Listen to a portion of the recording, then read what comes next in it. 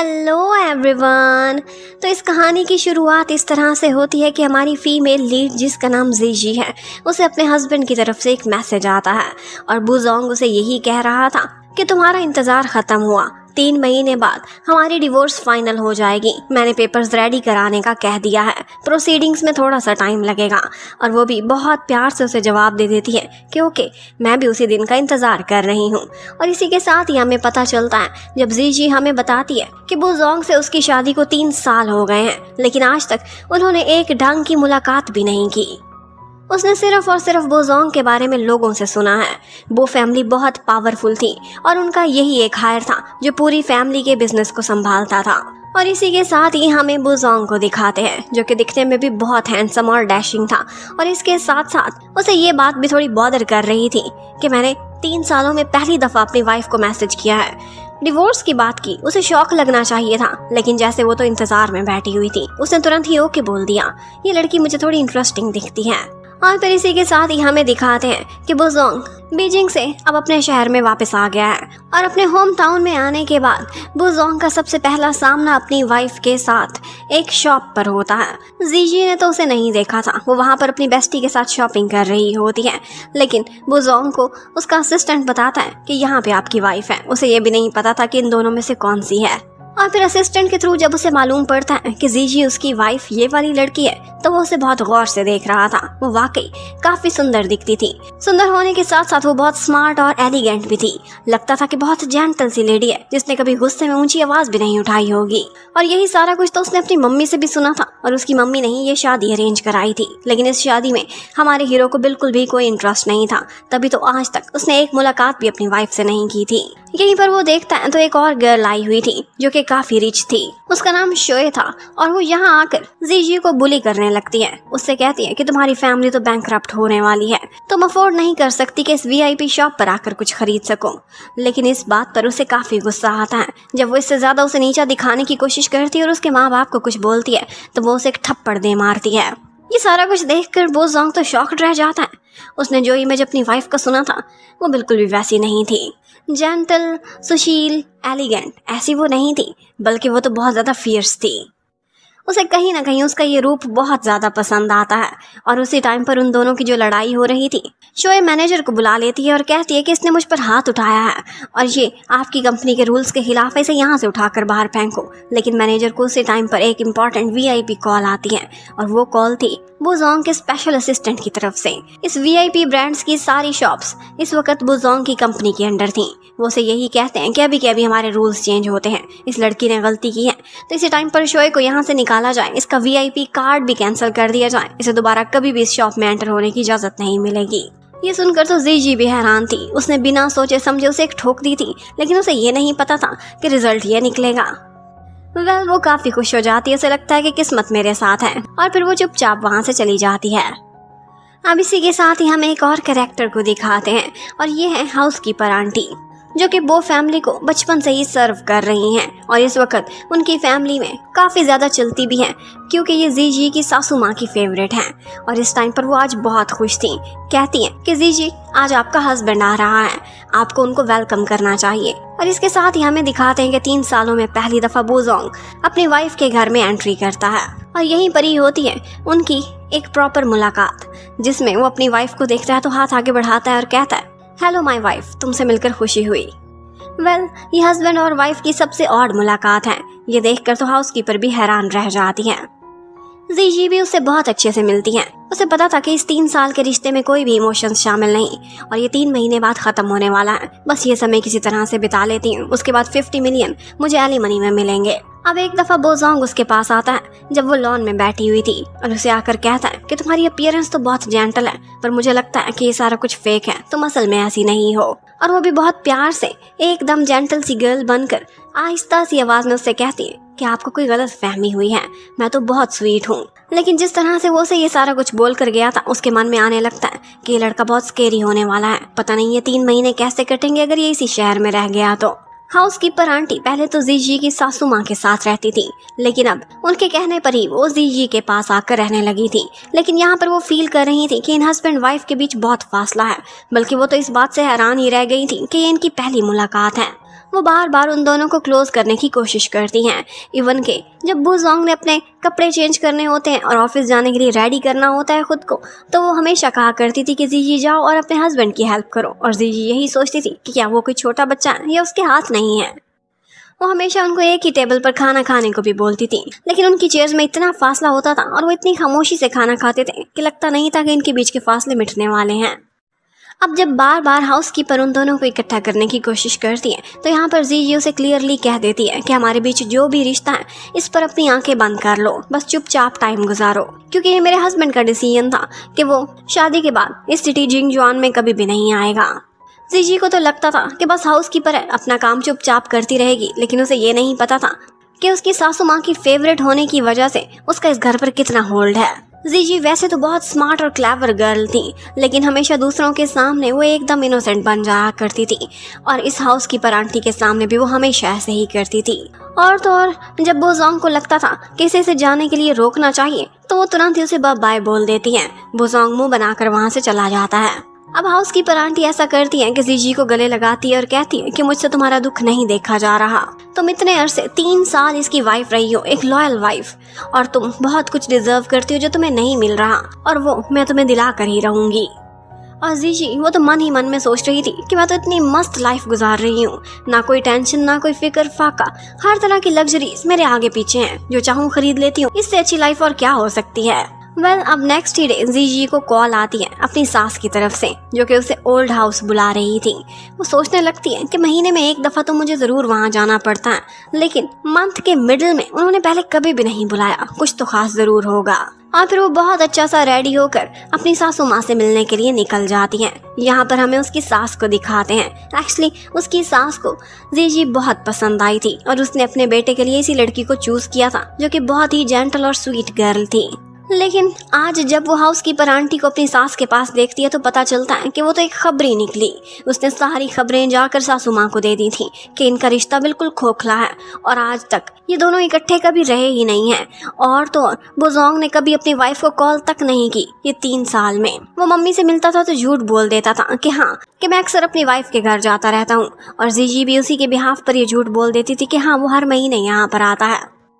सासू माँ को उससे बहुत हमदर्दी होती है, कहती है कि मुझे पता है कि तुम ब्लैकमेल हो रही थी, तभी तो ये सारा कुछ ऐसे बोलती थी। और तो और वहाँ पर जो भी मुलाजिम थे, उन सारे सर्वेंट्स को भी मेरे बेटे ने खरीद लिया था, उनको भी डराया धमकाया हुआ था। तुम कितनी मिजरेबल लाइफ गुजार रही थी। लेकिन जीजी तो यहाँ पर सोच रही थी कि मेरे पास तो एक अनलिमिटेड कार्ड था, मेरी लाइफ कैसे मिजरेबल हो सकती है। और बस सिर्फ इतना ही नहीं, उसी के साथ ही हमारा हीरो भी वहाँ पर एंट्री करता है। बुजोंग को भी उसकी मम्मी ने बुला लिया था, और फिर मम्मी उसे बहुत खरी खरी सुनाती हैं, इतना डांटती हैं, कहती हैं कि इतनी स्वीट सी लड़की, इसकी शक्ल तो देखो, जो कभी ऊंची आवाज़ में नहीं बोली, इतनी सुशील सी लड़की के साथ तुम इतना जुल्म कैसे कर सकते हो।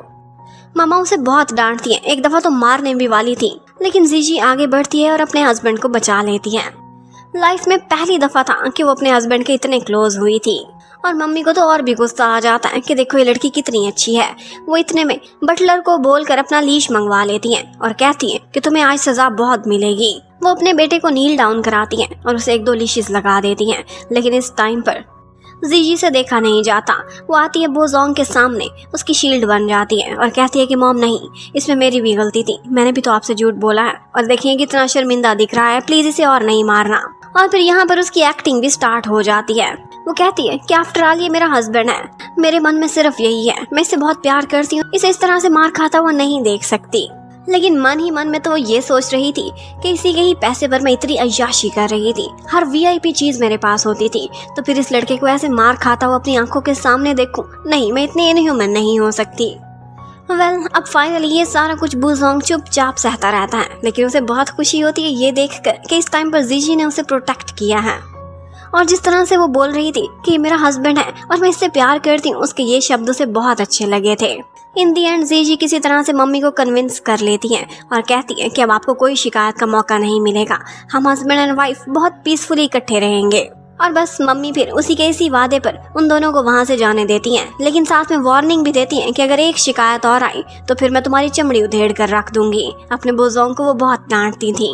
अब बुजोंग घर पर आता है और उसके लीशीज पर एक डॉक्टर आकर मेडिसिन लगाता है, उसे चेक करता है और जाते हुए उसकी वाइफ को मेडिसिन देकर जाता है कि सुबह शाम इसको अप्लाई करना है। जीजी को उससे काफ़ी हमदर्दी होती है। कहती है कि आपको बहुत पेन हुआ होगा, लेकिन वो कहता है कि मर्द को कभी दर्द नहीं होता, और इसके साथ ही अपनी शर्ट उतारता है और बिस्तर पर जाकर लेट जाता है। अब वो उससे कहती है कि आई एम सॉरी, मेरी वजह से आपको इतनी मार पड़ी, और फिर बोलती है कि मैं अब चलती हूँ, मैं गेस्ट रूम में सो जाऊंगी, इस मास्टर बेडरूम में आप आराम से सोइए। पर आगे से बोजोंग कहने लगता है कि इतनी मार पड़ने पर तुम्हें तसल्ली नहीं हुई, क्या मुझे और मार पड़वाना चाहती हो? तुम यहाँ से जाओगी, हाउसकीपर आंटी देख लेंगी और फिर सीधा वो मॉम को बताएंगी, इसलिए चुपचाप आओ, तुम भी इसी बेड में सो जाओ। लेकिन ऑफ कोर्स जीजी इस बात के लिए मानने वाली तो नहीं थी। वो कहती है कोई बात नहीं, डोंट वरी, एक कंबल यहाँ पर पड़ा हुआ है एक्स्ट्रा, मैं वो उठाती हूँ और मैं सोफे पर खुद को एडजस्ट कर लूँगी। और जब वो सोफे पर सो रही थी तो काफ़ी देर तक बोजोंग उसे बैठकर देखता रहता है। उसे कहीं ना कहीं अपनी वाइफ बहुत इंटरेस्टिंग और बहुत प्यारी लग रही थी। जैसे जैसे वो उसके क्लोज हो रहा था, उसे जानता जा रहा था, लगता है कि उसे उससे प्यार होता जाएगा। अब उसके बाद एज यूजुअली वो जिन जुआन से वापस जा रहा था, लेकिन अपने असिस्टेंट से कहने लगता है कि क्या बहाना करूं, कुछ ऐसा करो कि मैं यही जिन जुआन में ही रह जाऊं। असिस्टेंट कहता है कि इसके लिए बहाने की क्या जरूरत है, आपकी जो मन मर्जी जहां मर्जी रहे। लेकिन जिस तरह से वो सकी में लड़ा रहा था और यहीं पर ही रहने की किसी न किसी बहाने से कोशिश कर रहा था, असिस्टेंट को इतना अंदाजा जरूर हो गया था कि जिस मैडम से ये बहुत जल्द डिवोर्स लेने वाला है, लगता है डिवोर्स हो नहीं पाएगी, क्योंकि मुझे लगता है कि उनसे प्यार में पड़ चुके हैं। जबकि उधर हाउसकीपर आंटी आज जीजी के पास आती हैं और कहती हैं कि ड्राइवर थोड़ा बिजी है, उसने छुट्टी ले ली है, तो आप ऐसा करें कि खाना खुद जाकर अपने हस्बैंड को डिलीवर करें। वो सोचती है कि इतने सर्वेंट्स हैं फिर भी मुझे जाना पड़ रहा है, ये जरूर हाउसकीपर आंटी की चाल है। अब वो शांति से अपना डिवोर्स कराना चाहती थी, कोई लफड़ा नहीं चाहती थी, तो चुपचाप वो खाना लेकर अपने हस्बैंड के ऑफिस में पहुंच जाती हैं। यहाँ पर रिसेप्शन वाली लेडी ने उसे फर्स्ट टाइम देखा था। वो समझ गई थी कि कोई बहाने से आई है और हमारे बॉस से मिलना चाहती है। वो उसे एक साइड पर बिठा देती है कि आप यहाँ पर बैठकर वेट करें, हमारे बॉस एक मीटिंग में है। लेकिन वहीं से गुजरते हुए उसकी मुलाकात हो जाती है एक अंकल सॉन्ग से, और ये अंकल सॉन्ग बोजोंग के काफ़ी क्लोज रहे थे और वो उसे बहुत अच्छे से जानते भी थे। वो पहचान जाते हैं कि ज़रूर उसकी वाइफ ही होगी। बहुत ही क्लोज रिलेटिव्स ही जानते थे कि उसकी वाइफ का नाम क्या है, वो कैसी दिखती हैं। यहाँ पर वो अंकल खड़े होकर थोड़ी देर उससे बात करते हैं और वो बहुत स्वीटली उससे पेश आ रहे थे। वो बताती हैं कि वो थोड़ा सा बीमार है क्योंकि उसकी मम्मी ने उसको लीशेस मारे थे। तो वो कहने लगता है कि लीशेस इसकी से कोई परवाह नहीं होगी, पता है 8 साल पहले वो बॉर्डर पर गया हुआ था और वहाँ पर उसे किसी ने 10 टाइम्स स्टैब किया था, वो फिर भी बच गया था। छोटी चोटों को वो फील नहीं करता और इतने में ऊपर से बोजोंग भी आ जाता है। और मिस्टर सॉन्ग जाते जाते बोजोंग को यही कहते हैं कि तुम्हारी वाइफ बहुत अच्छी है और तुम दोनों एक साथ बहुत सूट करते हो।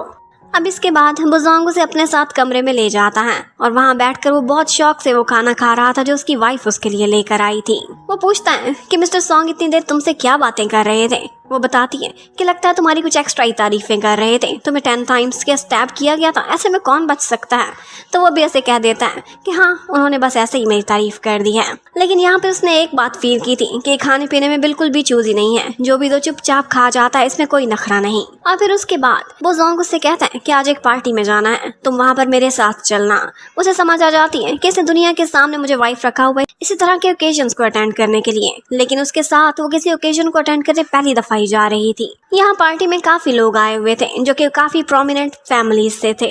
यहाँ पर 2 बॉयज ऐसे थे जो जीजी के सामने बोजोंग और उसके कपल की काफी तारीफ करते हैं, लेकिन जब जीजी साइड पर जाती है तो वो यही कहते हैं कि ये आपको सूट नहीं करती क्योंकि इतनी बड़ी फैमिली से नहीं है जिससे आप है, इनकी फैमिली तो बैंकक्रप्ट होने वाली है। लेकिन बोजोंग उनको खामोश करा देता है और कहता है कि तुम्हारी कंपनी से मैं कॉन्ट्रैक्ट खत्म कर लूंगा अगर मेरी वाइफ के बारे में कुछ उल्टा सीधा बोलने की कोशिश की तो। और बस ऐसी ही कुछ फीलिंग्स जीजी की भी थी। वो सुनती है एक साइड पर खामोशी से बैठ कर के कुछ लोग उसके हस्बैंड के बारे में उल्टी सीधी बातें बोल रहे हैं और ये सपने भी देख रहे हैं कि कब वो बैंकक्रप्ट होगा अपने गलत फैसलों की वजह से। वो उससे बहुत जेलस थे कि इतनी कम उम्र में उसने इतना सक्सेस ले लिया है। उससे बर्दाश्त नहीं हो पाता और वो जाती है और एक लड़के को जाकर पीछे से किक कर देती है। वो मुंह के बल जाकर गिरता है। अब वो गुस्से में पीछे मुड़ता है, उसे एक छोटा सा धक्का ही देता है, लेकिन इतने में उसका नाटक स्टार्ट हो जाता है। वो देख लेती है कि बोजोंग आ रहा है और होस्ट आंटी भी, तो फिर रोने लगती है, आंखों में आंसू भी ले आती है कि इन्होंने मुझे बुली किया है, नीचे गिरा दिया है, मुझे उल्टा सीधा भी बोल रहे थे क्योंकि मेरे डैड का बिजनेस इतना अच्छा नहीं चल रहा, ये मुझे पुअर बोलते हैं, मुझे नीचा देखते हैं। वो लड़का बहुत कहता है कि इसने पहले मुझे मारा है, लेकिन उनके पास कोई भी प्रूफ नहीं था खुद को सच्चा साबित करने के लिए, क्योंकि उस VIP स्पेशल रूम में कोई भी कैमरास नहीं लगे हुए थे। अब आंटी भी काफी गुस्से में आती हैं और इसके साथ साथ उस लड़के के डैड भी आ जाते हैं, जो आकर उसकी ठीक ठाक ठुकाई लगाते हैं और उससे कहते हैं कि अभी के अभी बोजोंग से माफी मांगो, क्योंकि उसे अनॉय करना वो अफोर्ड नहीं कर सकते थे। इस सब के बीच हमें ये भी पता चलता है कि बोजोंग ने थोड़ी देर पहले ही सारा मंजर देख लिया था कि किस तरह से उसने जाकर उस लड़के को मुंह के बल गिराया है और फिर बाद में कैसे खुद ही एक विक्टिम बनकर बैठ गई है। वो सोचने लगता है कि इसके कितने शेड्स हैं और मुझे आगे क्या क्या देखना पड़ेगा। अब वो दोनों जब वापसी के लिए गाड़ी में जाकर बैठते हैं तो बोजोंग उससे कहता है कि तुम्हें पता है मैं 2 मिनट पहले ही उस कमरे में आ गया था और मैंने सारा कुछ देख लिया था। वो सोचने लगती है कि ये क्या, मेरा तो भांडा फूट गया। एक एलिगेंट सी लड़की, जेंटल सी गर्ल कैसे किसी लड़के को इतना मार के उसे मुंह के बल नीचे गिरा सकती है। वो कहती है कि वो तुम्हारे बारे में उल्टा सीधा बोल रहे थे, मुझसे बर्दाश्त नहीं हो पाया तो बस मैंने 1-2 लगा दी। तो बोजोंग भी उससे कहता है कि ठीक है, मैंने बुरा नहीं माना, मेरी वाइफ जो भी करती है याद रखे कि उसके पीछे मैं स्टैंड कर रहा हूँ। और इसके साथ ही हमें ये भी पता चलता है कि जानबूझकर बोजोंग ने ही अपनी मम्मी तक वो ब्लैकमेल करने और डराने धमकाने वाली बातें पहुंचाई थी, ताकि मम्मी को और भी गुस्सा आए, वो अपनी निगरानी कड़ी कर दें और बार बार जानबूझकर उसे जिंजुआन वाले घर में भेजा करें। और अब भी वाकई कुछ ऐसा ही होता है। असिस्टेंट को इस सारी खबर का अंदाजा था। वो हर टाइम बोजोंग के साथ रहता था और उसे पता था कि किस तरह से प्लानिंग से वो अपनी वाइफ के करीब रहने की कोशिश कर रहा है। अब इतने में बोजोंग अंदर आता है और यहाँ पर उसको मेडिसिन अप्लाई करने का टाइम आ चुका था। जीजी आती है। जब वो उसे मेडिसिन लगा रही थी तो उसके स्कार को वो बहुत अच्छे से ऑब्जर्व कर रही होती है और इसी बीच उसे अंदाजा भी नहीं होता कि कब वो उसकी लैप में जाकर बैठ गई थी। यहाँ पर बोजोंग के करीब पहली दफा कोई लड़की आई थी, इतनी करीब। वो सोचने लगता है कि मेरा मन क्यों कर रहा है कि मैं इसे किस ही कर लूँ। फिर उसे ख्याल आता है कि वाकई नॉवेल्स में और रोमांटिक ड्रामास में जो आता है सीरियसली ऐसा ही होता है। मैं अपनी वाइफ के लिए लगता है फीलिंग्स डेवलप करने लगा हूँ। और इतने में ऊपर से मेरा आंटी आ जाती है और उन्हें देखते ही एकदम से जीजी जब गिरने वाली थी तो बोजोंग उसे संभाल लेता है और इसी बीच उनका हग हो गया था। ये देखते ही वो सॉरी करती हुई वहाँ से चली जाती है और ऑफ कोर्स वो बहुत अच्छी सी रिपोर्टिंग जाकर अब मम्मी को देगी। अब उसके बाद बोजोंग जीजी से कहता है कि तुम्हारा कब तक इरादा है इसी सोफे पर सोने का, क्या सारी जिंदगी यहीं सोना है? लेकिन वो कहती है कि हमारी तो डिवोर्स होने वाली है, एक बेड पर सोना हमें सूटेबल नहीं लगता। तो वो सोचता है कि कोई ना कोई चाल तो चलनी ही पड़ेगी। वो ऐसा करता है कि जीजी को कोई चीज लेने के लिए बाहर भेज देता है और फिर उसके बाद हाउसकीपर आंटी को कॉल करता है, उनसे कहकर सूप मंगवा लेता है। अब जानबूझकर वो हाउसकीपर आंटी को ये सारा सीन दिखाता है कि कैसे हम लोग एक बेड में नहीं सोते, क्योंकि उस टाइम पर जीजी का कंबल सोफे पर पड़ा हुआ था। वो ये देखते ही एकदम चिल्ला पड़ती है और कहती है कि ये क्या, मैं अभी के अभी ओल्ड लेडी को जाकर बताती हूँ।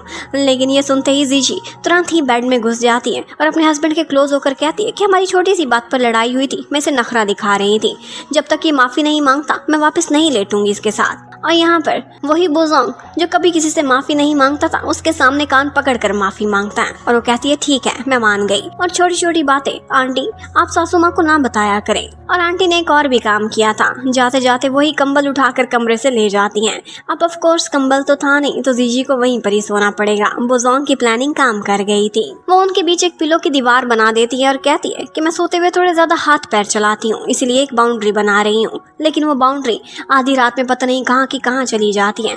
और जब वो सुबह उठ अब जीजी तो इस सब की वजह से बहुत ज़्यादा नर्वस हो जाती है और नेक्स्ट मॉर्निंग उठते ही उसने अपनी बेस्टी रुआन को कॉल मिला दी थी। कहती है कि 3 साल हो गए इस बंदे ने मुझे अपनी शक्ल नहीं दिखाई और अब देखो यहाँ पर आकर रहने लगा है तो मुझे इसके साथ बेड भी शेयर करना पड़ रहा है।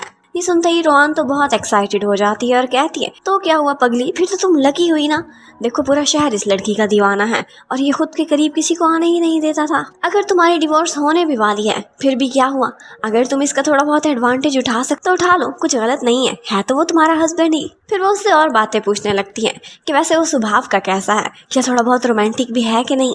और बस इसी तरह की बातें वो दोनों कर रही होती हैं कि ये सारा कुछ हमारा हीरो सुन लेता है और फिर बोजोंग आता है और उसके हाथ से फोन उड़ा लेता है और अपने हाथ में कैच कर लेता है। कॉल काट कर बोलता है डियर वाइफ, इस तरह की बातें अपने फ्रेंड्स के साथ शेयर नहीं करनी चाहिए, कुछ प्राइवेसी भी होनी चाहिए हम कपल के बीच। और बस यही सुनना था कि जीजी जो पहले ही नर्वस थी अब तो और भी ज्यादा शर्मा जाती है।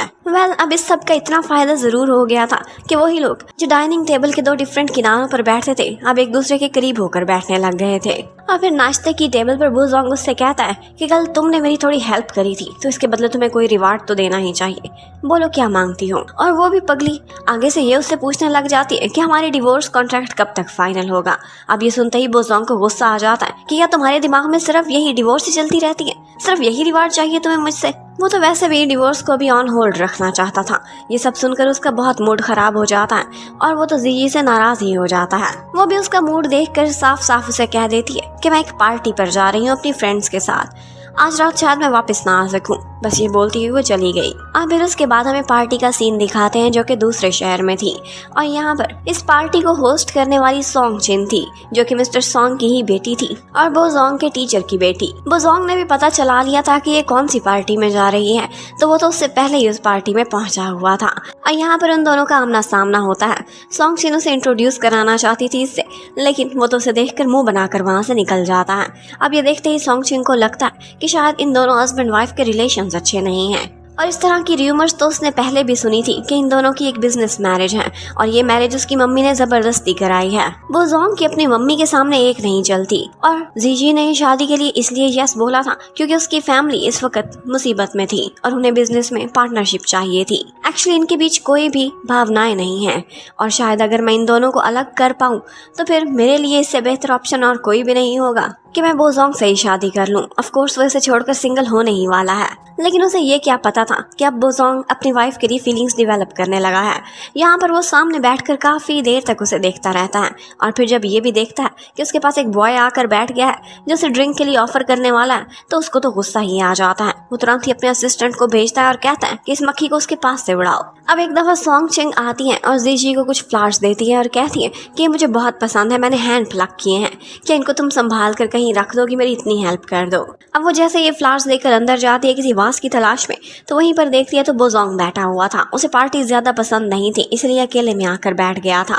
यहाँ पर जीजी का दोबारा से ड्रामा शुरू हो जाता है। वो फिर से जेंटल एंड नाइस बनने की कोशिश करती है। ऑफ कोर्स उसे डिवोर्स एग्रीमेंट बहुत शांति से चाहिए था, उसके बदले उसे 50 मिलियन भी तो मिलने थे। बोजोंग देखता रहता है कि फ्लावर्स को कितने प्यार से इस वास में रख रही है।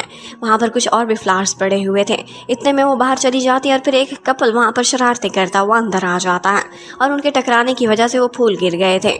ये देखते ही बोजोंग को बहुत गुस्सा आता है। उसे तो वो फूल बहुत प्यारे थे जो इतने प्यार से उसकी जीजी लेकर आई थी। वो उनको डांटता है और वहाँ से भगा देता है और उसके बाद उस वास को जाकर संभाल के कहीं रख देता है ताकि किसी और के हाथ लगाने से ये फूल डैमेज ना हो जाए। जबकि उधर सोंग चिन बहाने से जीजी से पूछने लगती है कि तुम्हारे और बोजोंग के रिलेशंस कैसे जा रहे हैं। वो इसके थ्रू यही अंदाजा लगाना चाहती थी कि कहीं ये दोनों ज्यादा क्लोज तो नहीं हुए और अगर इनकी इमोशनल अटैचमेंट है तो फिर तो इन्हें अलग करने में काफी टाइम लग जाएगा।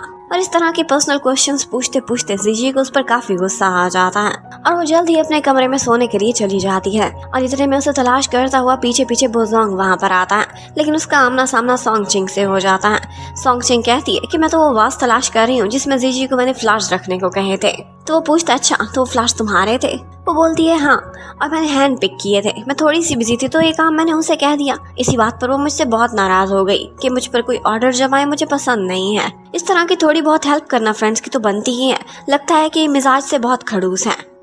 वो इस तरह की बातें करके बोजोंग को जीजी के खिलाफ करना चाहती थी, लेकिन बोजोंग इस बात को कुछ ज्यादा ही सीरियस ले लेता है। सबसे पहले तो जाकर उन फ्लावर्स को फेंकता है। सोचता है कि मैंने समझा था कि ये जीजी के हैं इसलिए इतना संभाल के रखे थे। और फिर उसके माइंड में ये बात तो कहीं बैठ कर ही रह जाती है कि इस लड़की को ऑर्डर जमाना बिल्कुल पसंद नहीं है। अब मैं इसकी असलियत इसी तरह से सामने लेकर आऊंगा, इस पर ज्यादा से ज्यादा ऑर्डर जमाऊंगा ताकि ये अपना जेंटल वाला रूप छोड़े और मुझे अपना फियर्स रूप तो दिखाए असल वाला। जबकि उधर जीजी के पास स्पेशल असिस्टेंट आता है और उससे कहने लगता है कि प्लीज आप बोजोंग के पास ये कॉफी लेकर जाएंगी। उनकी इस टाइम पर एक वीडियो कॉन्फ्रेंस चल रही है कुछ फॉरेनर कस्टमर्स के साथ, और बस इसी बहाने से वो उसे उसके कमरे में भेज देता है। अब वो बोजोंग के कमरे में जाती है। उस टाइम पर वो अपनी मीटिंग में बिजी था और वो उसके लिए कॉफी लेकर आई थी। वो तो वहां से निकलना चाहती थी ये सारा कुछ देने के बाद, पर बोजोंग अपनी वीडियो पॉज करके उससे कहता है कि मैंने तुमसे एक इम्पोर्टेंट बात करनी है, प्लीज थोड़ी देर सामने ही बैठ जाओ सोफे पर, मीटिंग ओवर होने ही वाली है। और बस वो बैठकर उसका इंतजार कर ही रही होती है कि यहीं पर ही उसकी आंख लग जाती है और बोजोंग उसकी तवज्जो अपनी मीटिंग से ज्यादा अपनी वाइफ पर ही जाए जा रही थी। वो मन ही मन में सोचने लगता है कि आज से पहले इतनी सुंदर मुझे कोई भी लड़की नहीं लगी थी, इसमें ऐसी क्या स्पेशलिटी है। मैंने इसे छोड़ने का वादा भी कर लिया है पर अब छोड़ने को मन भी नहीं कर रहा। क्या कहीं इसी फीलिंग को प्यार तो नहीं कहते? और जैसे ही प्यार का शब्द उसके माइंड में आता है वो तुरंत ही अपनी मीटिंग को ऑफ करता हुआ कॉल्स काट देता है। वो जैसे ही उसके पास आता है उसी टाइम पर जीजी की आंख खुल जाती है और वो उस पर ऑर्डर जमाने लगता है। कहता है कि जाओ मेरे लिए एक ग्लास दूध का लेकर आओ। उसे गुस्सा तो आता है, फिर भी उसके लिए एक ग्लास दूध का लेकर आ जाती है और फिर वो दोबारा से उसे ऑर्डर जमाने लगता है। बोलता है कि बुक शेल्फ से एक अच्छी सी बुक उठा कर लाओ और फिर मुझे फॉलो करो। और उसके बाद वो बेड में जाकर खुद तो लेट जाता है और उससे कहता है कि मेरे लिए ये बुक रीडिंग करो, जब तक मुझे नींद नहीं आ जाती तब तक तुम यही काम करोगी। बस जीजी बहुत मुश्किल से अपना गुस्सा काबू में रखती है और उसके बाद उसे एक कहानी सुनाने लगती है। जब एक टाइम पर उसे लगता है कि वो जोंग सो गया है, वो उठकर जाने ही वाली थी कि उससे शोर हो जाता है। वो फिर से उठ गया था। उसे बोलता है दोबारा से रीडिंग करो, तुमने मुझे जगा दिया है। और वो बेचारी जिसे पहले ही नींद आ रही थी उसके लिए फिर से बुक रीडिंग करने लगती है। वो जोंग को तो नींद आए ना आए, यहाँ पर जीजी को नींद आ जाती है। उसके हाथ से बुक गिर जाती है और वो वहीं पर ही सो गई थी। ये देखते ही वो जोंग को वो बहुत क्यूट लगती है और उसके बाद वो उसे कैरी करता है और अपने साथ ही बेड में सुला लेता है। लेकिन सोते हुए जीजी काफी ज्यादा हिलती जुलती थी और जब वो उसके इतने क्लोज आती है तो वो जोंग को लगने लगता है कि उसने कुछ गलती ही कर ली है। बस किसी तरह से चुपचाप वो भी सो ही जाता है। और फिर नेक्स्ट मॉर्निंग जब जीजी की आंख खुलती है तो वो सोचने लगती है कि ये क्या, मैं यहाँ पर कैसे, मैं तो इसे कहानी सुना रही थी। और वो भी सारा इल्जाम उस पर डाल देता है कि तुम भी ऊंट की तरह से मेरे बिस्तर में चढ़ती चली आई, कहानी सुनाते ही सो गई, अब मुझे टांगे मार कर सारी जगह तुमने ले ली। अब ये सुनते ही शर्मिंदा होकर वो वहाँ से जाने वाली थी कि इतने में वो जोंग उसे पकड़ लेता है और इस बात पर वो अपने हस्बैंड से सॉरी करने लगती है कि शायद गहरी नींद में मुझे अंदाजा नहीं हुआ। लेकिन वो जोंग कहता है कोई बात नहीं, मुझे भी सब की आदत हो चुकी है, इसीलिए तुम्हें परेशान होने की कोई जरूरत नहीं। अब बस जैसे ही वो शावर लेने गया हुआ था तो यहाँ पर उसके कमरे में सोंग चिंग आ जाती है और जैसे ही वो जीजी को देखती है तो वो तो दिल ही दिल में वबाल ही मचाने लग जाती है। सोचती है कि ये दोनों इकट्ठे, मैंने तो सोचा था इनको अलग करूंगी, ये तो अलग अलग बेडरूम्स में सोने गए थे, एक में कैसे पहुंच गए। और इतने में वो जोंग भी पहुंच जाता है और उससे कहता है कि हम हस्बैंड वाइफ के बेडरूम में पहुंचने की तुम्हारी हिम्मत कैसे हुई, थोड़ी बहुत प्राइवेसी तो रखा करो। तो वो भी उससे बोलने लगती है कि मैंने सुना था कि आपको राइस बॉल्स बहुत पसंद है, मैंने सुबह सुबह उठ के अपने हाथों से आपके लिए ये नाश्ता बनाया है। लेकिन वो सोंग चिंग को वार्निंग दे देता है कि मेरे इतने क्लोज होने की कोशिश ना करो और तुम्हें मेरे लिए ये सब कुछ बनाने की क्या जरूरत है, क्या तुम्हें पता नहीं कि मेरी वाइफ भी ये सारा कुछ मेरे लिए बना सकती है। और इसके साथ ही वो वही राइस बॉल्स जो उसने इतनी मेहनत से बनाए हुए थे अपने असिस्टेंट जियांग को खिला देता है।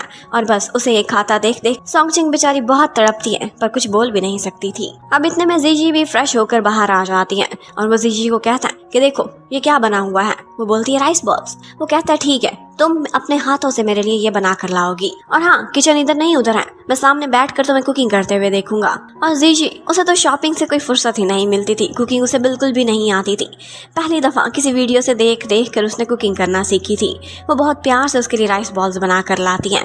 वो उसे फिर भी डांटता है कि तुमने इतनी देर क्यों लगा दी। वो उसे सॉरी करती है, वो बस शांत रहना चाहती थी डिवोर्स तक। उसे अपने पैसे बहुत प्यारे थे जो उसे एलिमनी में मिलने वाले थे। वो उसे बोलती है कि बॉस आप चेक तो करो जरा, देखो कैसा बनाया है मैंने। वो एक राइस बॉल को टेस्ट करता है और फिर बस उसकी शक्ल देखने वाली थी। बहुत मुश्किल से वो अपने एक्सप्रेशंस को काबू करता है और चुपचाप उसे खा जाता है। अब उसके बाद जीजी से कहता है कि तुम भी तो ट्राई करो ना, ये 4 के 4 राइस बॉल्स अब तुमने खत्म करने हैं। पहले उनके बीच सोंग चिंग आकर बैठ गई थी, जिसकी वजह से राइस बॉल्स खाते हुए उनके इतने बुरा होते हुए भी वो जोंग को अपने एक्सप्रेशन ऐसे देने पड़े थे कि जैसे उसकी वाइफ ने उसके लिए बहुत ही कुछ डिलीशियस सा बनाया है। वो उसकी तारीफ भी कर देता है और सोंग चिंग ये सारा सुनने के बाद जलती भुनती हुई वहां से निकल जाती है। और जब जीजी की बारी आती है वो टेस्ट करती है एक राइस बॉल को तो तुरंत ही मुंह से बाहर निकाल देती है। वो सोचती है तो खाने के काबिल ही नहीं, पता नहीं इसने कैसे खा लिया था। अब जब वहां से वापस आने का टाइम आता है तो वो जोंग अपनी गाड़ी के बाहर खड़ा होकर जीजी के आने का वेट कर रहा था। वो उसे साथ लेकर जाना चाहता था। इतने में सोंग चिंग भी वहीं पर थी। वो कहने लगती है कि जीजी तो मेरे साथ ही जाएगी, मैं रास्ते में बहुत बोर हो जाती हूँ, हम गर्ल्स आपस में गपशप लगाते हुए जाएंगे। लेकिन वो जोंग को ये बिल्कुल भी कबूल नहीं था। वो असिस्टेंट को इशारा कर देता है और असिस्टेंट कहता है कि नो, मैडम अपने हस्बैंड के साथ ही जाएंगी। मिस सोंग को वो धक्के देता हुआ दूसरी गाड़ी में फेंक देता है। अब वो अपनी वाइफ को लेकर वहां से निकल गया था। और उसके बाद हमें नेक्स्ट सीन में दिखाते हैं कि एक दफा जीजी को अपने घर से कॉल आती है। उसकी मम्मी काफी परेशान थी और उसे बताती हैं कि आजकल तुम्हारी फुफ्फो आई हुई है और अपनी बेटी को भी साथ लेकर आई है। मेरा तो इन दोनों ने मिलकर जीना ही हराम कर दिया है, हर चीज पर नजर रखती हैं और तो और तुम्हारी चीजें भी सुरक्षित नहीं हैं। ये सुनते ही जीजी अपनी मम्मी की टेंशन को लेकर काफी परेशान हो जाती है और कहती है कि ठीक है मम्मी, मैं आऊंगी और उनको सुधारती हूँ आपकी खातिर। और बोजोंग जो उनकी बातें बाहर से खड़ा होकर सुन रहा था, उसे अंदाजा हो जाता है कि कोई न कोई गड़बड़ तो जरूर है जीजी के घर पर। वो उसी टाइम पर अपने असिस्टेंट को मैसेज कर देता है और कहता है कि अभी के अभी पता चलाओ कि जीजी के पेरेंट्स के घर पर क्या प्रॉब्लम चल रही है। अब इतने में जीजी उससे कहती है कि मैं कल 1-2 दिनों के लिए अपने घर जाऊंगी। वो कहता है ओके, तुम्हारी मर्जी। और उसके बाद वो एक पिलो की बाउंड्री लाइन बनाती हुई दूसरी तरफ सो जाती है और कहती है आई होप आज रात में आपको डिस्टर्ब ना करूं। लेकिन ये बाउंड्री चाहिए किसको थी? बोजोंग कभी भी इस बाउंड्री को बीच में आने ही नहीं देता था। अब हमें दिखाते हैं जीजी की कजन को जिसका नाम हुआन था। वो इस टाइम पर उसके कमरे में जाकर उसका एक नेकलेस चुराने की कोशिश कर रही थी कि इतने में जीजी ऊपर से पहुंच जाती है और उसे पकड़ लेती है। उससे कहती है कि बिना इजाजत मेरी चीजों को उठा रही हो, ये तो चोरी वाली बात हुई। वो कहती है कि चोरी वाली कौन सी बात हुई, ये मेरे अंकल का घर है, हम दोनों कजन्स हैं। लेकिन जीजी भी उसे घसीटती हुई बाहर लेकर आती है और उसकी मॉम के सामने ही उसे लड़ाई करना स्टार्ट कर देती है और कहती है कि आपने इसको तमीज क्यों नहीं सिखाई, ये हर चीज में हाथ मारती रहती है। अब हमारे घर मेहमान आए हैं, सिर्फ मेहमान ही बंद कर रही है। और उसकी फुप्पो ने तो अपनी बेटी को बिगाड़ा हुआ था। वो कहने लगती है कि इसमें ऐसी कौन सी बड़ी बात हो गई, एक नेकलेस ही तो है और ये कौन सा इतना कोई प्रीशियस है। जीजी बताती है जब उस नेकलेस की वैल्यू, और ये भी बताती है कि मेरी सास ने मुझे गिफ्ट में दिया था। तो ये सुनते ही उनके तो होश ही उड़ जाते हैं। और बस उसी टाइम पर बोजोंग भी एक बहाने से उनके घर पर आ चुका था और ये सारा सीन लड़ाई वाला देख लिया था उसने। वो अपने ससुर से कुछ बिजनेस के बारे में डीलिंग्स करने के लिए एक बहाना बनाकर वहाँ पर जीजी के पीछे पीछे पहुँच चुका था। यहाँ पर वो देखता था उसकी फुप्पो से काफी लड़ाई कर रही थी और एक दफा तो वो उस पर हाथ भी उठाना चाहती थी कि इतने में बोजोंग बीच में आ जाता है और उनका हाथ पकड़ लेता है।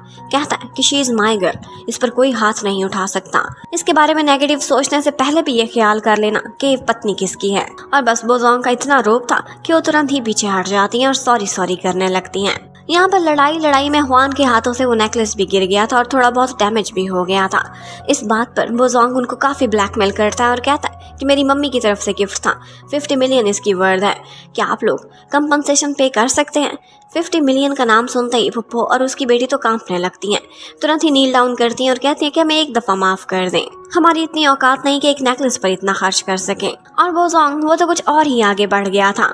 उसने एक नाइफ वहां से उठा लिया था फ्रूट्स को काटने वाला और बस यही हाथ में लिए वो उनको डराने की कोशिश करता है और कहता है कि अगर मुझसे या मेरी वाइफ से पंगा लिया तो मेरे से बुरा कोई भी नहीं होगा।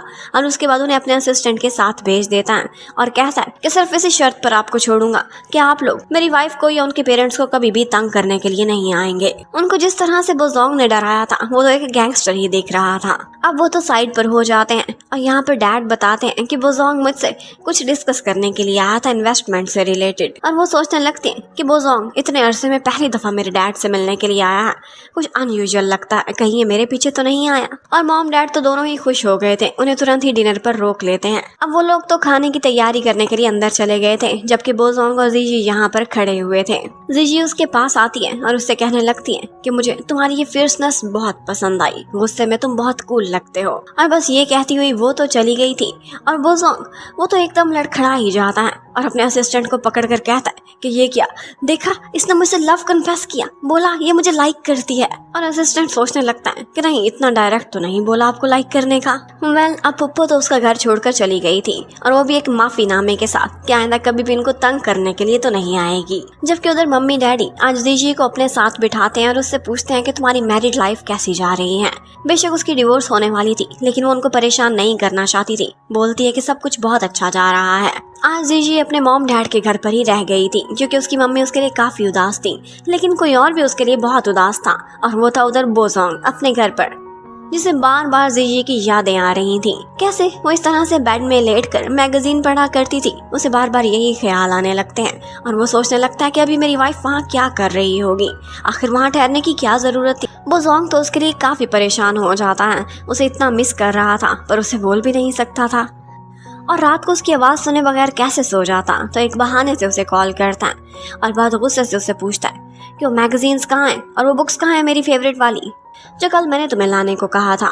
वो बोलती है कि वो साइड टेबल पर पड़ी होंगी, अगर वहाँ नहीं तो आप एक दफा लाइब्रेरी में जाकर चेक कर लें, मेड ने वहाँ ना रख दी हो।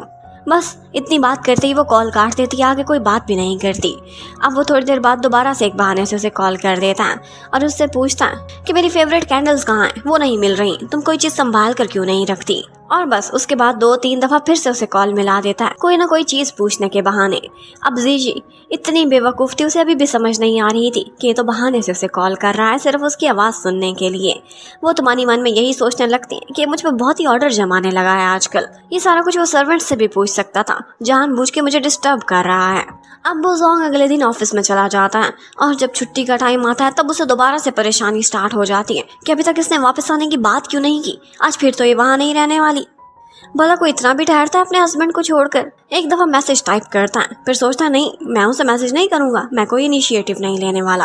और फिर बस बार बार अपना फोन ही चेक करता रहता है कि शायद उसकी तरफ से कोई मैसेज आ जाए। लेकिन जीजी तो ऐसा करती नहीं है।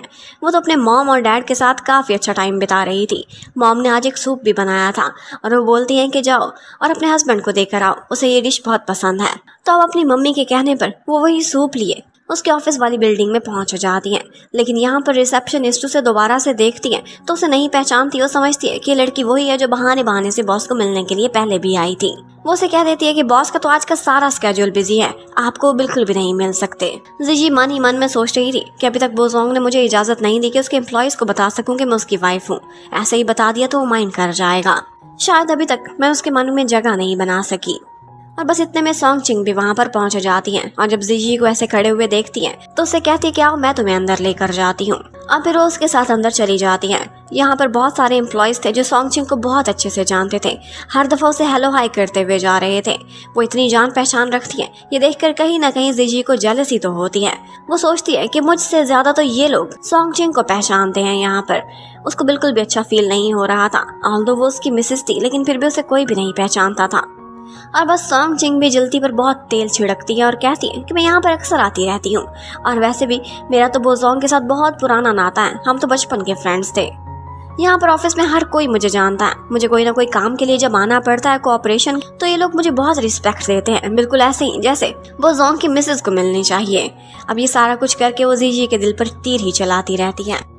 जीजी भी बहुत अपसेट हो जाती है। वो तुरंत ही रोआन को मैसेज करती है, बेस्टी को, और उससे कहती है कि आज मुझे बहुत बुरा फील हुआ। सोंग चिंग को हर कोई वैल्यू देता है इस ऑफिस में, लेकिन मुझे कोई भी नहीं पहचानता। लगता है कि हस्बैंड अपनी कंपनी में अपने एम्प्लॉयज से मेरा इंट्रोडक्शन कराना ही नहीं चाहता, शायद वो मुझे इतनी वैल्यू ही नहीं देता। चलो वैसे भी मेरी डिवोर्स ही होने वाली है। और उसे काफी गुस्सा आता है बोजोंग पर। वो 2-4 उसके खिलाफ बातें भी लगा देती हैं और उसे ये नहीं पता था कि इस वक्त रोआन किसकी साइड पर है। लास्ट टाइम जब उसने कॉल की थी तभी बोजोंग ने सारा पता करा लिया था कि कौन है जो मेरी वाइफ की बेस्टी है, और उसने उसे ब्राइब करके अपनी साइड पर किया हुआ था कि अगर मेरे बारे में ये कोई भी डिस्कशन करे तुमसे तो तुमने हर बात मुझसे शेयर करनी है। और बस इसी कन्वर्सेशन का स्क्रीनशॉट तुरंत ही बोजोंग के पास पहुंच जाता है, इतनी जल्दी जितनी जल्दी अभी जीजी भी नहीं पहुंची थी। और बोजोंग उसे तो ये देखते ही गुस्सा आ जाता है कि मानी मन पता नहीं क्या क्या सोचती रहती है, क्या मुझसे नहीं कह सकती थी। और जब वो उसके लिए सूप लेकर आई थी तो उसका मूड इतना खराब था कि इसने ना तो मुझे कोई मैसेज किया और मेरे बारे में इतनी सारी बातें अपनी बेस्टी से कर रही है। वो कहता है मेरा सूप पीने का मन ही नहीं है। और बस जीजी भी, उसे पहले ही उस पर गुस्सा था, वो चुपचाप वहां से निकल जाती है। और फिर थोड़ी देर में सोंग चिंग वहां पर आ जाती हैं, जो कि बोजोंग के लिए कॉफी बना कर लाई थी। और उस टाइम पर वो अपनी वाइफ का लाया हुआ सूप बहुत प्यार से पी रहा होता है, जो उसके सामने तो उसने रिजेक्ट कर दिया था। और सोंग चिंग पर तो बोजोंग को बहुत ही गुस्सा था। उसे देखते ही चिल्लाने लगता है और कहता है कि कहा था ना मेरे लिए खाने पीने को कुछ ना लाया करो, तुम्हें सारा कुछ करने की कोई जरूरत नहीं, मेरी वाइफ है, वो मेरा ख्याल रख सकती है। और बस इसी के साथ ही वो सोंग चिंग को कहता है कि अच्छा, और ऑफिस में सारे तुम्हारे बहुत जानने वाले हैं, तुम्हें मेरी वाइफ समझते हैं, ये सारी बातें करने की क्या जरूरत थी, अब जाओ और आइंदा मेरे आगे पीछे घूमने की कोई जरूरत नहीं है। सोंग चिंग तो उससे अपना लव भी कन्फेस कर बैठती है और ऐसा वो कई दफा कर चुकी थी कि तुम और मैं ही कंपैटिबल हैं। लेकिन वो उससे कहता है कि यहाँ से चली जाओ, मैं एक मैरिड पर्सन हूँ। अब जब जीजी वहाँ से जा रही थी तो पार्किंग में उसका आमना सामना अपनी एक टीचर से होता है। ये यूनिवर्सिटी में उसकी प्रोफेसर थी। वो उससे पूछती है कि क्या तुम सिंगल हो, तुम्हारा कोई बॉयफ्रेंड तो नहीं है। बॉयफ्रेंड तो कोई भी नहीं था। वो उनसे कह देती है हाँ जी नहीं है। तो वो उससे कहने लगती है कि अच्छा, फिर मैं तुमसे कांटेक्ट करूंगी, मैं अपने बेटे के लिए एक रिश्ता देख रही हूँ और एक मैच मेकिंग पार्टी है वहाँ पर, क्या तुम मेरी हेल्प करने के लिए चलोगी? एक अच्छी सी लड़की अपने बेटे के लिए ढूंढना चाहती हूँ, लेकिन मुझे लगता है कि आजकल के ज़माने की लड़कियों को मैं इतना जानती नहीं हूँ, तो मेरी थोड़ी सी हेल्प कर देना एक अच्छी सी बहू तलाश करने में।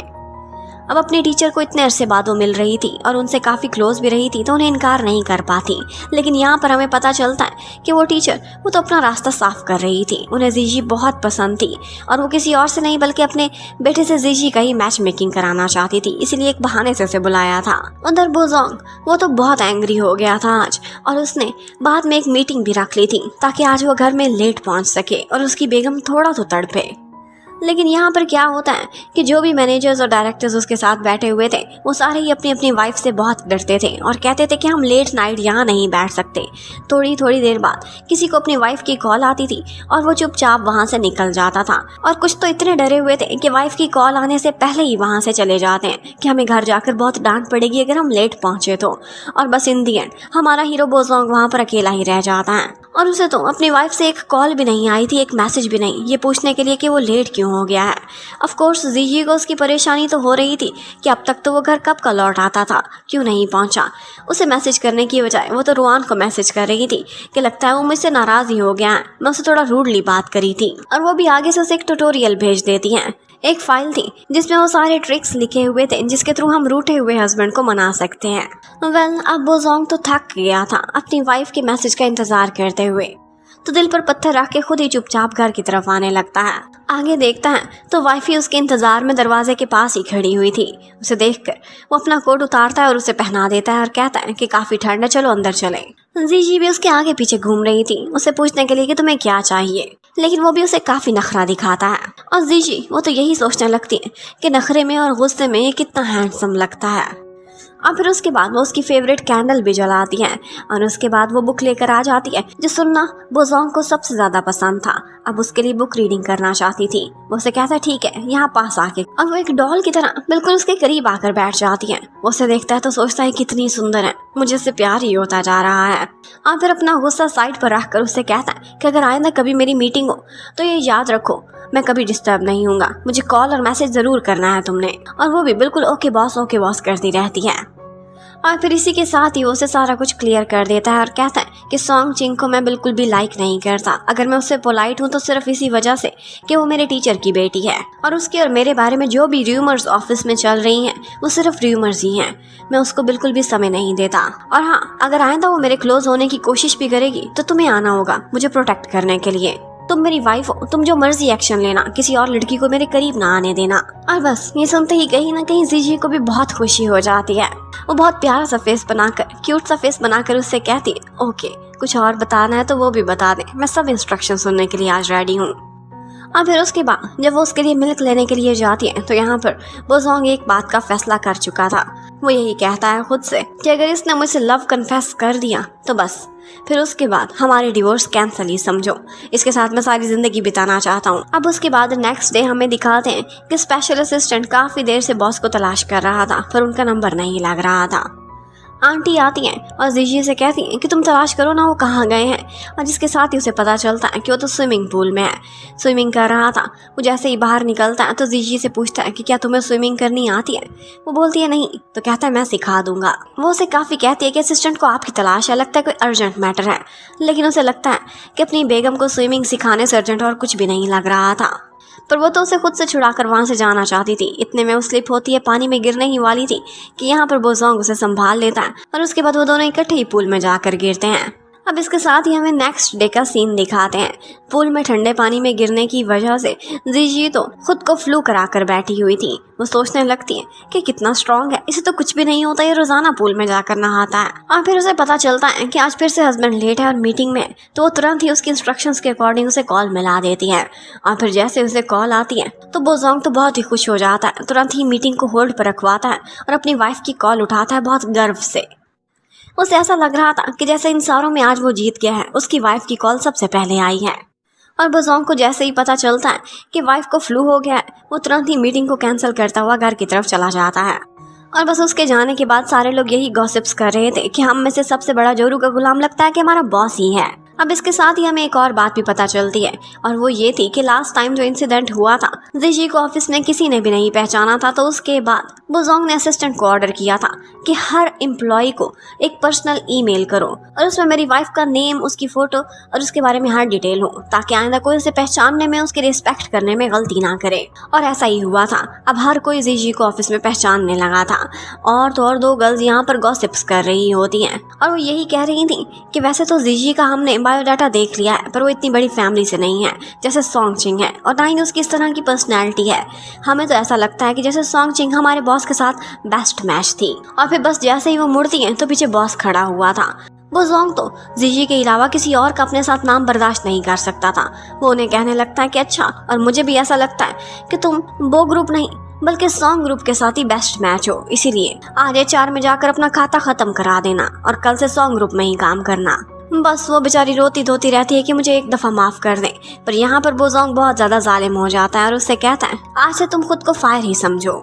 जबकि उधर हमें जीजी को दिखाते हैं, वो अपनी प्रोफेसर से मिलने के लिए पहुंची हुई थी। उसे ये नहीं पता था कि यहाँ पर उसके बहुत सारे पुराने क्लासमेट्स भी आए हुए हैं, और जैसे ही वो मैच मेकिंग पार्टी में जीजी को देखते हैं तो सोचने लगते हैं कि ये भी सिंगल है, वाओ, हम तो इससे मिल सकते हैं और शायद हम में से कोई ऐसा लकी पर्सन हो जिसकी इससे भी शादी हो जाए। उन सबको ये नहीं पता था कि वो तो एक सीक्रेट मैरिज में 3 साल से बंधी हुई है, और अब वो मैरिज आहिस्ता आहिस्ता सारे लोगों पर रिवील भी होने लगी है, पर बहुत से लोग अभी भी अनजान थे। यहाँ पर जीजी की मुलाकात होती है अपने प्रोफेसर के बेटे शैन से, पर अभी वो इसी हैरानी परेशानी में खड़ी ही हुई थी कि ये सारा कुछ क्या हो रहा है कि इतने में पीछे से उसे बोजोंग भी दिखाई दे जाता है, और उसे देखते ही वो डर जाती है और शैन उसका हाथ पकड़कर उसे कहती है कि मुझे कहीं पर साइड पर लेकर जाओ। लेकिन बोजोंग की नज़रों से वो बच नहीं सकी थी, उसने उसे वहाँ से जाते हुए देख लिया था। और यहाँ पर प्रोफेसर कहने लगती है बोजोंग से कि ये मेरा बेटा था और ये वो लड़की थी जिससे मैं उसका मैच मेकिंग कराना चाहती हूँ। एक्चुअली बोजोंग यहाँ पर इसलिए आया था क्योंकि वो उनकी यूनिवर्सिटी में एक शेयर होल्डर था और उनको बहुत ज़्यादा डोनेशंस भी अक्सर ही करता रहता था, इसलिए एज अ VIP उन्होंने यहाँ पर उसे बुला लिया था, पर उसने एक्सपेक्ट नहीं किया था कि यहाँ पर अपनी वाइफ को देखेगा। और यहाँ पर प्रोफेसर जिस तरह से उसकी तारीफ कर रही थी कि इतनी शांत स्वभाव की लड़की है, मेरी तो अभी तक फेवरेट ही रही थी और इसे मैं अपनी बहू बनाना चाहती हूँ, तो ये सुनते ही बोजोंग उनसे कहने लगता है कि इनका मैरिटल स्टेटस तो पहले पता करा ले अपनी फेवरेट स्टूडेंट का। वो कहने लगती हाँ मैंने पूछा था, इसका कोई बॉयफ्रेंड नहीं है। उधर जीजी वो अलग परेशान हो रही थी, और फिर थोड़ी ही देर बाद उसका आमना सामना ऑफ कोर्स इतना छुपना छुपाने के बाद भी बोजोंग से हो जाता है, और बस उसे बोजोंग की आंखों में देखते ही अंदाजा हो जाता है कि किस तरह से गुस्से में भरा हुआ है। उसे देखते ही बहुत परेशान हो जाती है और अपनी प्रोफेसर के इंट्रोडक्शन कराने के बावजूद भी वो वहाँ से भागने की करती है। अब बोजोंग उसके पीछे पीछे जाता है, वो जाकर एक बहाने से वॉशरूम में छुप गई थी। उसने एक्सपेक्ट भी नहीं किया था कि लेडीज वॉशरूम में भी वो उसके पीछे पीछे आ जाएगा। वो मिरर में देखती है तो उसके पीछे खड़ा हुआ था, और वो इतने गुस्से में था कि आते ही तुरंत उसे किस कर लेता है। और ये थी हमारे कपल की फर्स्ट किस, और इसके साथ ही वो उसे डांट कर कहता है तुमने क्यों बोला कि तुम सिंगल हो, तुम मेरी वाइफ हो और अभी के अभी मेरे साथ चलो, सबको अपना स्टेटस बताओ, इनकी कंफ्यूजन्स दूर करो। मैं ये बर्दाश्त नहीं कर सकता कि यहाँ पर किसी मैच मेकिंग पार्टी में तुम्हें देखूं। और बस उसने ये सारा कुछ इतने गुस्से से बोला था कि एक दफ़ा तो वो बहुत डर जाती है, उसकी तो आंखों में आंसू भी आ गए थे।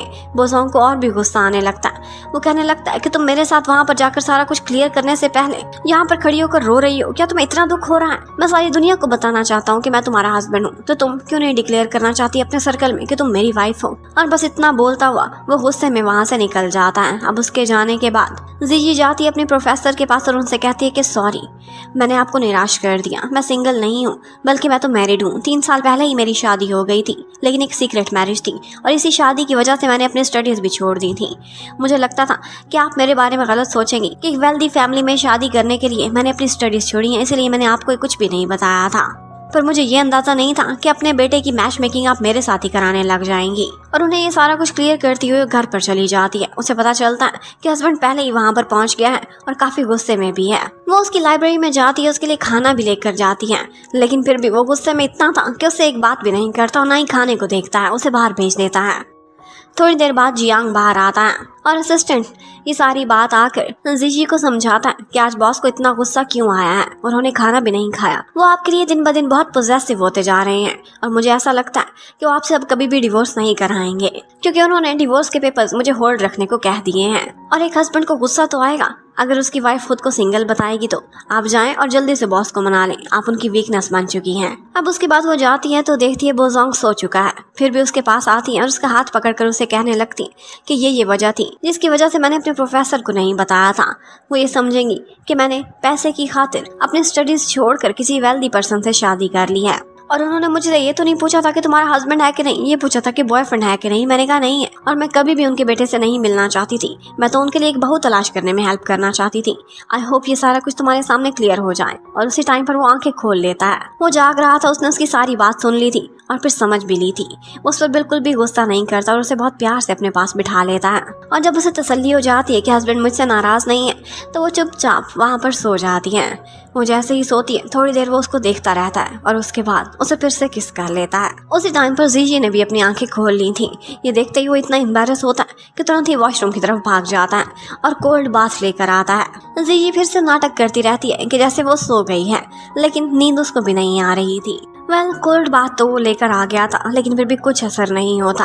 अब फाइनली वो उसके साथ समय बिताता है और फिर नेक्स्ट मॉर्निंग वो अपनी वाइफ से पूछ रहा था कि आज मैं क्या पहन कर जाऊं। और जितना बोजोंग उसका दीवाना बन चुका था, जीजी भी किसी से कम नहीं थी। वो भी उससे उतना ही प्यार करने लग गई थी। आज वो उससे कहता है कि हम दोनों इकट्ठे एक ज्वेलरी शॉप पर जाएंगे। वाइफ तो तुम मेरी 3 साल पहले ही बन गई थी, लेकिन आज मैं तुम्हें एक वेडिंग गिफ्ट देना चाहता हूँ, क्योंकि आज का दिन मेरे लिए बहुत स्पेशल है। वो उससे बोलती है कि वेडिंग के टाइम पर हम दोनों को रिंग्स मिली थी। मैं तो वो रिंग पहनती हूँ, पर आपको मैंने वो रिंग पहने हुए कभी भी नहीं देखा। लगता है कि उसकी इस बात की वजह से जीजी को काफी ज्यादा डिसअपॉइंटमेंट हुई थी और ये बात उसने भी फील कर ली थी। अब उसे वो अपने साथ शॉपिंग पर लेकर जाता है और यहाँ पर उसने उन दोनों के लिए एक डायमंड रिंग चूज की थी, जो कि कपल रिंग थी। और ये कपल रिंग बहुत प्यार से अपने हाथों से जीजी उसे पहनाती है और इसी वजह से बोजोंग को ये रिंग बहुत प्यारी हो गई थी। यहाँ पर एक बात जीजी ने नोटिस की थी कि अब हर कोई उसे पहचानने लगा था बोजोंग की वाइफ के तौर पर, और इस बात पर उसे कहीं न कहीं काफी खुशी भी होती थी। और जीजी वो तो शॉपिंग की बहुत शौकीन थी। अब वो दोबारा से कुछ चीजें वहाँ पर चेक करने लगती हैं कि यहाँ पर बोजोंग को ख्याल आता है कि मैं इसके लिए इसकी फेवरेट रिंग लेकर आता हूँ। और वो खुद क्यू में लगकर काफी इंतजार के बाद उसके फेवरेट मैंगो मिल्क वाली ड्रिंक लेकर आता है। ये देखते ही जीजी को काफी खुशी होती है। वो उसे कहती है कि इसके लिए तो इतनी देर लाइन में खड़े होकर वेट करना पड़ता है कि तुमने मेरे लिए इतना वेट किया। लेकिन अभी भी वो बहुत कुछ एडमिट करने से शर्माता था, तो कहता है कि मैं नहीं, ये तो मेरा असिस्टेंट लेकर आया है। और तो और उसने असिस्टेंट से कहकर उसके लिए फेवरेट केक्स भी मंगवाए थे, तो वो भी कहता है कि ये भी असिस्टेंट लेकर आया है। तो अब जीजी भी उसे चिढ़ाने के लिए जानबूझकर असिस्टेंट को कहती है कि वाओ असिस्टेंट जियांग, आप कितने अच्छे हैं, ये सारा कुछ आप मेरे लिए लेकर आए हैं। मैं नेक्स्ट टाइम आपको ट्रीट देने के लिए इससे भी ज्यादा अच्छा कुछ आपके लिए लेकर आऊंगी। और इस बात पर वो इतना गुस्सा होता है कि अपने बॉस की गुस्से वाली आंखें देखते ही जियांग वहां से तो भागने की करता है। और इसके साथ साथ असिस्टेंट ने एक और बात भी नोटिस की थी, वो ये थी कि अब उसका बॉस वेडिंग रिंग पहनने लग गया है। इसका मतलब है कि वो दुनिया के सामने डिक्लेयर कर रहा है कि उसे जीजी कितनी प्यारी है। और उसने वेडिंग रिंग पहन ली है, तो इसका मतलब है कि डिवोर्स पेपर्स को तो अब फाड़ कर साइड पर कर देना चाहिए। इसके साथ ही उसने अपने सोशल मीडिया पर एक स्टेटस भी लगा दिया था, जिसमें वो काफी रोमांटिक बातें लिख रहा था और इसके साथ ही अपनी वाइफ की और अपनी फोटो भी शेयर कर देता है। लेकिन असिस्टेंट ने ये भी देख लिया था कि इसमें उसने अपनी वाइफ को ही ब्लॉक किया हुआ है। वो अभी भी ओपनली उससे अपना लव एडमिट करने से शर्माता था। आखिर इतना बड़ा बॉस था, उसकी इतनी ईगो भी थी, वो भी बीच में आ जाती थी। लेकिन असिस्टेंट जियांग था ना, वो ये सारा कुछ खुद ही जीजी को बता देता है। और जीजी ये सारा कुछ जानने के बाद खुद अपना लव कन्फेस करने के लिए अपने हस्बैंड के ऑफिस में जाती है। लेकिन यहाँ पर देखती है तो रिसेप्शनिस्ट के साथ सोंग चिंग की लड़ाई हो रही थी, क्योंकि बोजोंग ने सोंग चिंग को उस ऑफिस में आना जाना ही बंद करा दिया था। और इसी बात पर वो रिसेप्शनिस्ट को एक थप्पड़ भी दे मारती है। और फिर जीजी को जो भी वहाँ पर देख रहा था सभी उसे पहचान लेते हैं और सोंग चिंग उसके पीछे चलती चलती दोबारा से ऑफिस में पहुंच जाती है। यहाँ पर जीजी उसे ये दिखाना चाहती थी कि तुम्हारा क्या स्टेटस है और मेरा क्या हो चुका है, इसलिए मेरे हस्बैंड से दूर ही रहना। और बस इसी बात पर सोंग चिंग को काफी गुस्सा आता है। वो जीजी पर हाथ उठाने वाली थी, कितने में बोजोंग बीच में पहुंच जाता है और उसका हाथ पकड़ लेता है। और फिर इसी के साथ ही वो अपनी वाइफ को कहता है कि जीजी देखो, मैं तुम्हें किसी को बुली नहीं करने दूंगा। अगर कोई तुम्हें बुली करेगा तो उसे मेरे आगे से गुजरना पड़ेगा। और अगर कोई लड़की मुझे तंग करने के लिए आएगा इसी सोंग चिंग की तरह से, तो तुमने मुझे प्रोटेक्ट करना है। और बस इसी बात पर जीजी ऑर्डर करती है कि इस लड़की को यहाँ से बाहर फेंक। जीजी तो पहले ही उसके सामने अपना लव कन्फेस करने के लिए वहाँ पर आई थी, लेकिन जैसे कि उसके हाथ में वेडिंग रिंग देखती है तो बहुत खुश हो जाती है। वो उसे आई लव यू बोलती है और उससे कहती है कि मुझे तुम्हारी रिंग देखकर बहुत खुशी हो रही है। और इसके साथ ही वो अब अपनी डिवोर्स नहीं बल्कि अपनी वेडिंग को प्लान कर रहे होते हैं कि यहीं पर इस कहानी की हैप्पी एंडिंग होती है। Thank you for watching, bye bye.